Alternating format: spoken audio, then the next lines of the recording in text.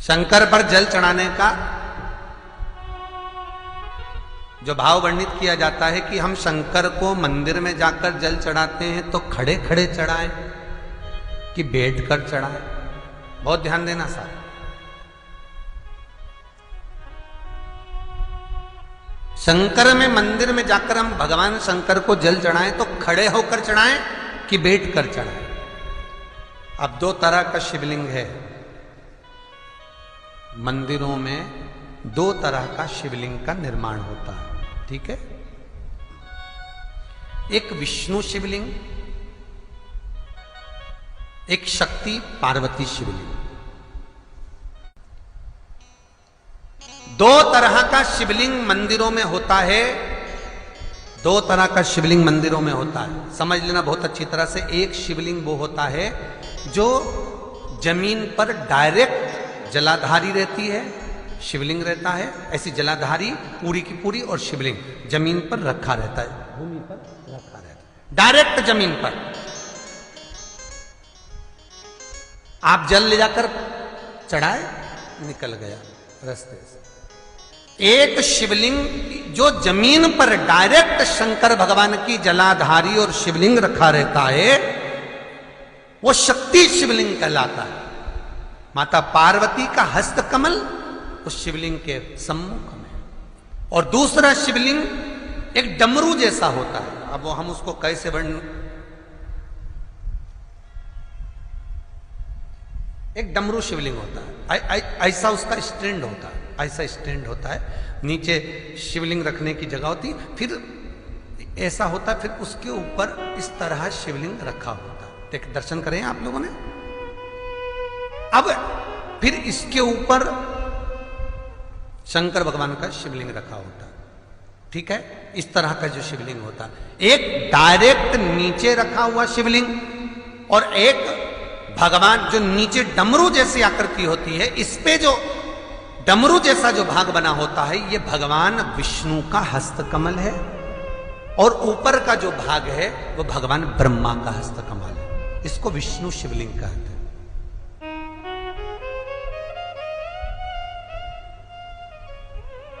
इसको हरीश्वर महादेव भी कहा जाता है। कौन सा महादेव कहते हैं? हरि सर्वेश्वर महादेव। हरीश्वर महादेव भी कहते हैं, हरि सर्वेश्वर भी कहते हैं। तो डमरू जैसा जो शिवलिंग का निर्माण हुआ है मंदिर में, अगर शिवलिंग ऊंचा है, शिवलिंग थोड़ी सी हाइट पर है, ऊंचाई पर है, और डमरू जैसा भाग फिर उसके ऊपर जलाधारी के बाद शिवलिंग निर्माण किया गया है, तो वो विष्णु शिवलिंग कहलाएगा, वो हरीश्वर शिवलिंग कहलाएगा, वो हरिवंश शिवलिंग कहलाएगा, हरीश्वर कहलाएगा। और जो डायरेक्ट सीधे जो रखा हुआ है, 12 ज्योतिर्लिंग के अगर आप दर्शन करेंगे तो कहीं पर भी आपको विष्णु शिवलिंग नहीं मिलेगा, केवल एक नागेश्वर को छोड़कर। कहां पर छोड़कर? जम के बोलिए। केवल एक नागेश्वर, नागेश्वर को छोड़कर बाकी के जितने 12 ज्योतिर्लिंग में शिवलिंग के दर्शन करोगे सब शक्ति शिवलिंग मिलेंगे, सब जमीन पर। आप जितने भी देखेंगे, काशी का देखेंगे, महाकालेश्वर देखेंगे, तो डायरेक्ट जमीन पर जलाधारी बनी है महाकाल बाबा की, डायरेक्ट जमीन पर बनी है, कोई ऊंचाई नहीं है, डायरेक्ट जमीन पर फिर शिवलिंग है। ओमकारेश्वर देख लीजिए, ममलेश्वर देख लीजिए, आप चाहें तो विश्वनाथ देख लीजिए, डायरेक्ट जमीन पर। सोमनाथ देख लीजिए, डायरेक्ट जमीन पर। केदारेश्वर देख लीजिए, डायरेक्ट जमीन पर। भीमाशंकर, वैद्यनाथ, डायरेक्ट। आप वैद्यनाथ जी के लाइव प्रसारण कभी चालू कर देखना, डायरेक्ट जमीन पर, डायरेक्ट। तो जितने भी शिवलिंग हैं सारे के सारे शक्ति शिवलिंग हैं।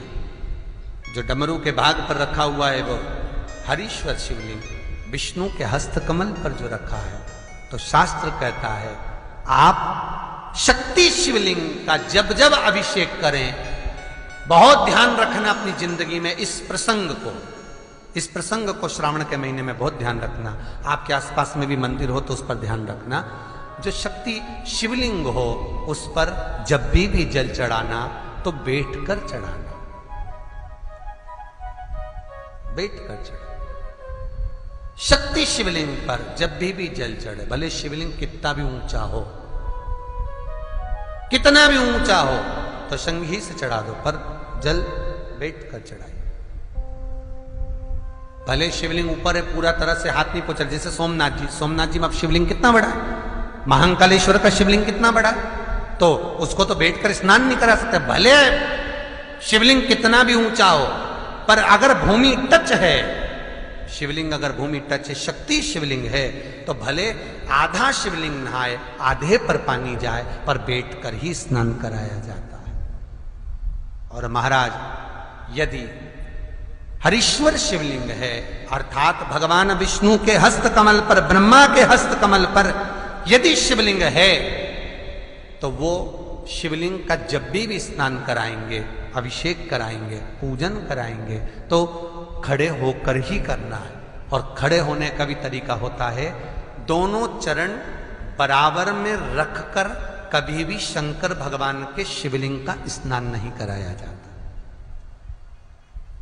महाराज दोनों चरण बराबर रखकर, अगर हरीश्वर शिवलिंग है, किसी मंदिर में शंकर को जल चढ़ाने के लिए आप गए हो और शंकर को जल चढ़ा रहे हो, तो हरीश्वर अगर शिवलिंग है तो दोनों पांव बराबर रखकर नहीं, एक सीधा चरण थोड़ा सा आगे रखिए और उल्टा चरण थोड़ा सा पीछे रखकर भगवान शंकर का जलाभिषेक करने पर लक्ष्मी जैसे अपने चरण रहते हैं, भगवान शंकर उसी तरह से लक्ष्मी को दौड़ाते हुए अपने घर में प्रवेश करा। लक्ष्मी भागती हुई, अगर जो पुष्टि मार्ग से जुड़े होंगे, जो भगवान ठाकुर जी की सेवा करते हैं, पुष्टि मार्ग से जुड़े हों, श्रीमद वल्लभाचार्य जी से, वल्लभ कुल बालकों से जिनका ब्रह्म संबंध हुआ है, ऐसे अगर जीव हैं, वैष्णव जीव हैं, तो वो दर्शन करते होंगे ठाकुर जी, यमुना जी और महाप्रभु जी का। तो कैसा दर्शन करेंगे? श्रीनाथ जी का दर्शन करेंगे तो दोनों पांव श्री जी बाबा के, मेरे ठाकुर जी के बराबर पर है, नाथ द्वारा वाले श्री जी बाबा के, गोवर्धन नाथ जी के दोनों पांव चरण बराबर। श्रीमद वल्लभाचार्य जी का दर्शन करेंगे तो दोनों चरण बराबर के फोटो में मिलेंगे। पर यमुना जी का अगर आप दर्शन करेंगे, पटरानी यमुना जी का जब दर्शन करेंगे, तो यमुना जी का चित्र का दर्शन करेंगे, तो यमुना हमेशा एक पांव यमुना जी का आगे मिलता है। क्यों? जो वैष्णव ठाकुर का दर्शन करे, श्रीमद वल्लभाचार्य जी के अनुसार भगवत चर्चा करे, उसके यहाँ यमुना भक्ति निरंतर प्रवेश करती जाए, इसलिए भागता हुआ चरण, दौड़ता। तो शंकर भगवान का अगर हरीश्वर शिवलिंग है, कहीं शिवलिंग डमरू आकृति पर, अगर ऊंचाई पर है, हरीश्वर है, तो फिर जल खड़े होकर चढ़ाए, चरण आगे पीछे।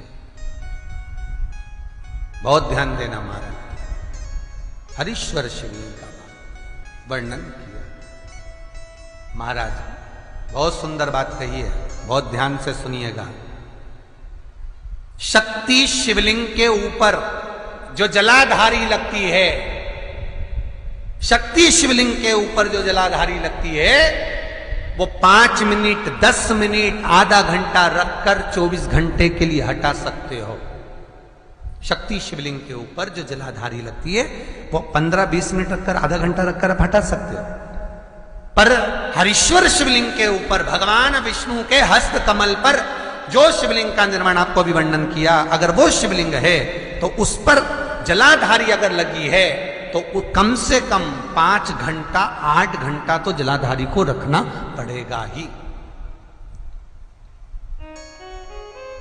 बहुत ध्यान दीजिए महाराज। शंकर जी की प्राण प्रतिष्ठा करते समय, शंकर जी की स्थापना करते समय, शंकर जी को प्राण प्रतिष्ठित करते समय एक एक चीज का ध्यान करना पड़ता है कि हमें कैसा शिवलिंग रखना है, कौन सा शिवलिंग रखना है, कैसे स्थापना करना है, किस भाव का होना चाहिए।